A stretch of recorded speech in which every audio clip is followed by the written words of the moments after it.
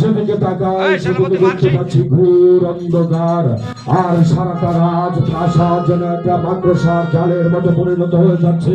শেষ পর্যন্ত দেখছি আমাকে সেই চক্রান্তের শিকার হতে হবে। না না না, এই মুহূর্তে আমাকে ভেঙে পড়লে চলবে না, দেওয়ালের মতো শক্ত হয়ে দাঁড়াতে হবে। তারপর যেমন করি হোক, যেভাবে হোক, আমার পিতার সিংহাসনের মান মর্যাদা আমাকে অক্ষুণ্ণ রাখতে হবে। কে কোথায় আছে আমাকে